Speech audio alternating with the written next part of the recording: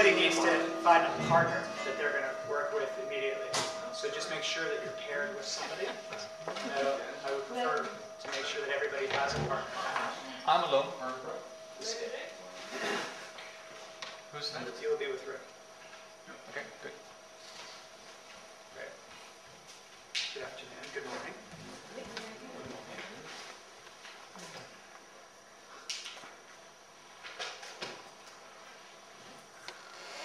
So you had a really powerful session this morning. Okay. What a blessing. Thank you. Can we have a round of applause?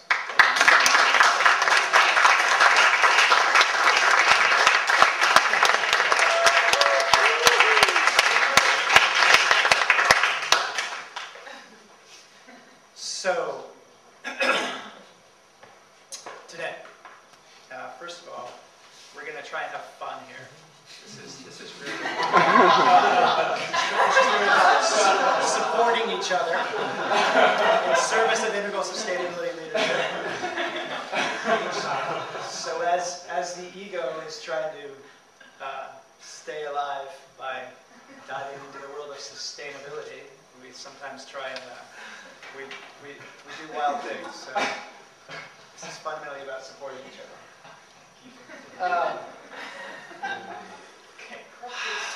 So what I'd like to do is give you just a brief introduction on me and my background and the honor that I have to be here with you.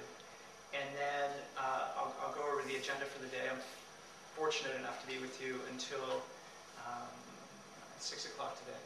And so it will be my, I really hope that you love it. That's what I've been trying to pull in, is that I can really be of deep service to you today. So, with respect to my background, I serve as co-director of the Integral Sustainability Center, and my specialization is in leadership development for sustainability leaders. It's something that I've been working on, researching, doing in the real world since about 2002. And for a number of years, I had consultative status to the United Nations for helping to share integral theory in that arena.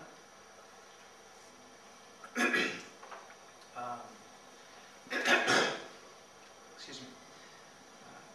I'm on the advisory board for Cosmos Journal, which is an integrally informed policy wonk journal for the United Nations community. It brings together a lot of integral thought. You guys should subscribe to it. It's a very powerful journal. It's like $25 a year or something like that. Cosmos Journal. And that goes out to the entire United Nations community and really brings integral approaches to thinking about our global challenges. I also serve on the advisory board for Shift Foundation, which is, some of you know, Victoria Wilding, and it's specifically geared toward developing emerging sustainability leaders. It's an Australian-based foundation. And I also serve on the advisory board for integralcity.com. We have slow a little bit down. Fair enough.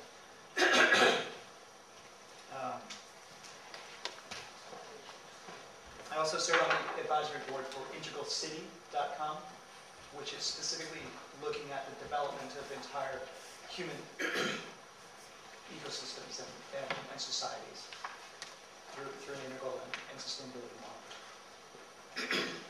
My background is in engineering and English literature and business as well.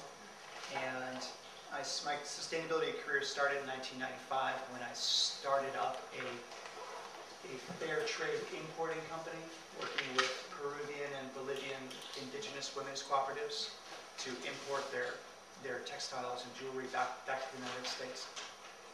And then, of course, emerging along that was a personal development path around spirituality and sustainability. And I first got turned on to Ken Wilber's stuff in 1997, and it just blew me wide open. It was the perfect time for my consciousness to be activated by the maps that the integral model offers. And in 2001, I actually moved out to Boulder, Colorado to get more involved with Ken and the emergence of Integral Institute. And Integral Sustainability Center came out of that in 2002.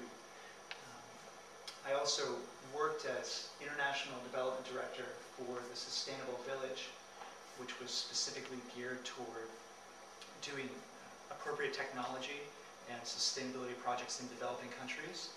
And one of the main projects that I led was a major inquiry around with United Nations High Commission for Refugees and U.S. Navy and Rocky Mountain Institute around how to redesign refugee camps as environmentally sustainable settlements. We did some really deep inquiry into that. And then since about 2002, 2003, I've been consulting to organizations and sustainability leaders specifically about integral sustainability and the application of integral into their organizations. I realized that I didn't know enough from just a pure organization development standpoint, and so I started a PhD program in human and organizational development in 2005. And most of my research in that area has been around, again, an integral approach to sustainability. And then I realized that I didn't have enough experience actually working with organizations. And so I went out and got a job with a traditional, well, not a traditional, but a consulting company that did heavy-duty management consulting and organization development consulting in the U.S. for mid-market companies. Now, it turned out to be an integrally informed organization as well.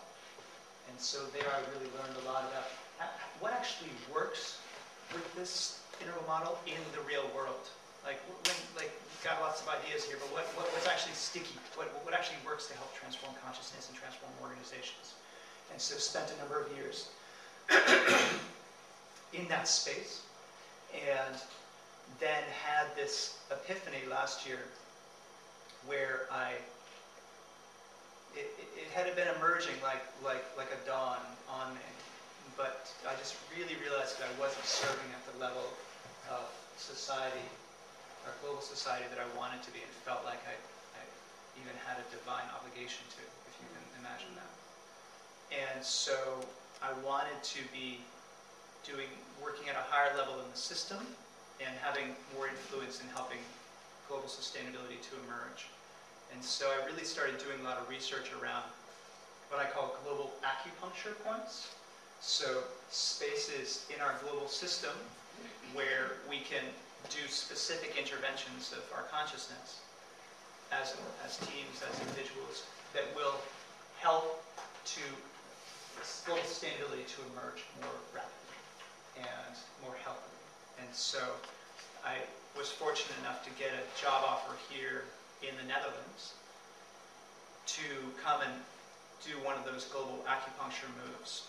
And so I work now in Utrecht and live in Amsterdam and I work with an organization called the Dutch Sustainable Trade Initiative, Initiative Duurzaam Handel. And it's a government-funded project. It's specifically built by Koenders, who's the Minister of Development Cooperation here in the Netherlands. And it's specifically targeted at mainstreaming social and environmental sustainability into global supply chains. And so my particular role, by global supply chains, I mean what it takes to build everything that we have in our lives. It's produced somewhere, some farmer grows it, and it gets to the store and you buy it. Well, there's a massive supply chain where most of the energy that goes into its production is generated, and where most of the social impact is, from child labor to indentured servitude to sex trade and all that stuff. And so we work on 8 specific supply chains that are things like coca, so for the production of chocolate, soy, which goes into just about everything, cotton, aquaculture, natural stone, timber, wood products. And